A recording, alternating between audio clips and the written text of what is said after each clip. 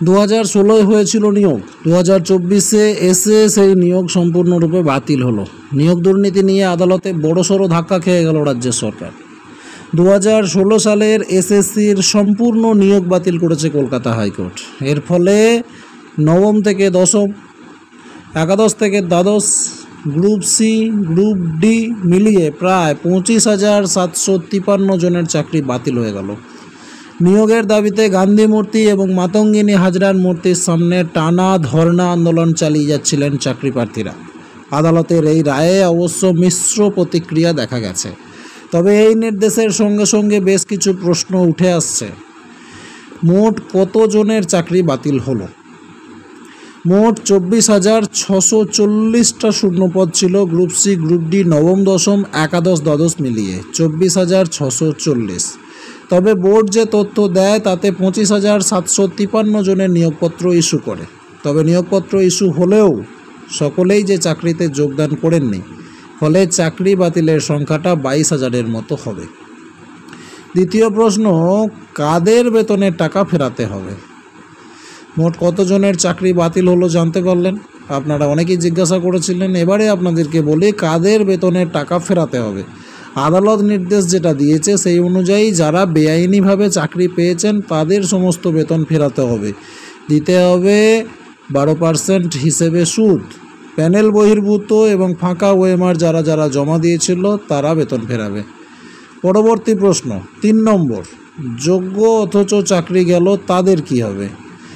নির্বাচনের ফল প্রকাশ হলে 15 দিনের মধ্যে নিয়োগ প্রক্রিয়া শুরুর নির্দেশ দিয়েছে আদালত। অর্থাৎ আবারও ওএমআর সিটের পুনর্মূল্যায়ন হবে আর তার ভিত্তিতে তৈরি হবে নতুন প্যানেল। তাতে যোগ্যরাই থাকবেন বলে আশাবাদী সকলে। তবে অযোগ্যরা কিন্তু নিরাশ হবেন, অবশ্যই হবেন।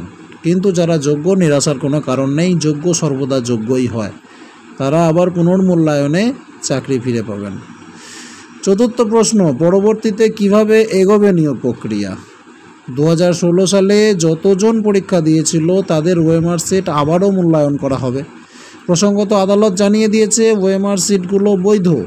নতুন করে টেন্ডার ডেকে নতুন সংস্থার হাতে দায়িত্ব দেওয়া হবে। ওএমআর সিট নতুন করে মূল্যায়ন করা হবে।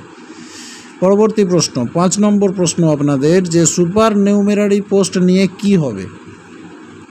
সুপার নিউমেরারি পদে নিয়োগ ক্যাবিনেটের সিদ্ধান্ত, তাই তা নিয়ে সিবিআইয়ের তদন্ত হবে। যাদের সম্মতিতে এই অতিরিক্ত পদ তৈরি করা হয়েছে, প্রয়োজনে তাদেরও ডাকতে পারবে কেন্দ্রীয় তদন্তকারী সংস্থা। যেহেতু মন্ত্রিসভার সিদ্ধান্ত, ডাক পড়তে পারে সেই বৈঠকে থাকা সদস্যদের। মনে করা হচ্ছে সেক্ষেত্রে মন্ত্রী আমলাদেরও ডাকার সম্ভাবনা থাকছে। 3 মাসের মধ্যে রিপোর্ট জমা করে দিতে হবে আদালতকে। আপনাদের 6 নম্বর প্রশ্ন, সুপ্রিম কোর্টে কি চ্যালেঞ্জ হবে? যোগ্য অথচ চাকরি হারালেন যারা, তারা চাইলেই সুপ্রিম আদালতে যেতে পারেন। অন্যদিকে অযোগ্য চাকরি হারাদের জন্য থাকছে আদালতের দরজা খোলা। তারা আর্জি জানাতেই পারেন। এতদিন তারা যে শ্রম দিয়েছেন তার বদলে তারা বেতন পেয়েছেন, তাহলে বেতন কেন ফেরাবেন? অন্যদিকে ইতিমধ্যেই মামলাকারীদের তরফে ক্যাবিনেট দাখিলের কিন্তু একটা সিদ্ধান্ত নেওয়া হয়েছে। প্রশ্ন আপনাদের পরবর্তী, কোন কোন বিষয়কে সামনে রেখে রায় দেওয়া হলো? এই নিয়োগ দুর্নীতি মামলার অন্যতম আইনজীবী সুদীপ্ত দাশগুপ্ত বলেছেন যে 3টে বিষয়কে সামনে রেখে রায় দেওয়া হয়েছে। নাম্বার 1, যারা নিয়োগ দুর্নীতিতে চাকরি পেয়েছিল তাদের চাকরি বাতিলের পাশাপাশি সুদ সমেত টাকা ফেরত দিতে হবে। নাম্বার 2, যেহেতু এসএসসি বা রাজ্য সরকার এটা বলতে পারেনি চাকরি প্রাপকদের ডিটেলস এবং তারা যোগ্য কি না সে বিষয়ে তথ্য দিতে পারেনি, আলাদা করাটাই আদালতের কাছে বড় চ্যালেঞ্জ হয়ে দাঁড়িয়েছিল। তাই পুরো প্যানেলকে বাতিল করতে হয়েছে। আর নাম্বার 3, মাসের মধ্যে নাইসা বাদে অন্য কোনো সংস্থাকে দিয়ে নিয়োগ প্রক্রিয়া শুরু করাতে হবে।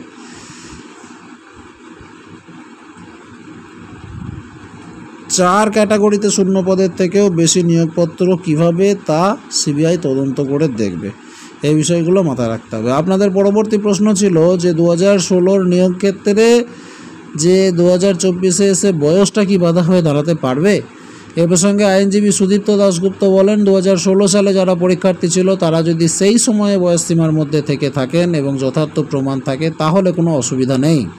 2024-এ এসে যদি তাদের বয়স পেরিয়েও যায় তাহলেও কোনো বাধা নেই। 2016 সালের যে বয়সের হিসাব সেই নির্দেশই বলবৎ থাকবে।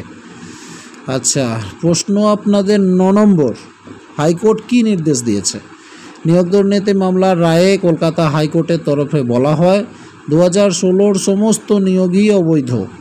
মেয়াদ উত্তীর্ণদের 4 সপ্তাহের মধ্যে বেতন ফেরতের নির্দেশ দেওয়া আছে। 12% সুদসহ মেয়াদ উত্তীর্ণদের বেতন ফেরতের নির্দেশ। 6 সপ্তাহের মধ্যে জেলা শাসকদের টাকা উদ্ধারের নির্দেশ। সমস্ত নিয়োগ দুর্নীতির তদন্ত করবে সিবিআই। যাকে প্রয়োজন তাকেই হেফাজতে নিতে পারবে সিবিআই, ঢালা আদেশ দেওয়া আছে। সমস্ত ওএমআর সিটের কপি আদালতে আপলোড করতে হবে। টেন্ডার ডেকে নতুন করে নিয়োগ প্রক্রিয়া শুরুর নির্দেশ দিয়েছে হাইকোর্ট। 23 লক্ষ পরীক্ষার্থীর ওএমআর সিট পুনর্মূল্যায়নের নির্দেশ দিয়েছে। দর্শক, আশা করছি বুঝতে পারলেন। এরপরও যদি আপনাদের কোনো প্রশ্ন থাকে আপনারা অবশ্যই কমেন্ট করে জানান। আমার দেওয়া উত্তরগুলো যদি আপনাদের ভালো লাগে অবশ্যই ভিডিওটিকে লাইক করুন এবং শেয়ার করুন। চ্যানেলটিকে সাবস্ক্রাইব করে রাখুন, পরবর্তী আপডেট অবশ্যই পাবেন। ধন্যবাদ।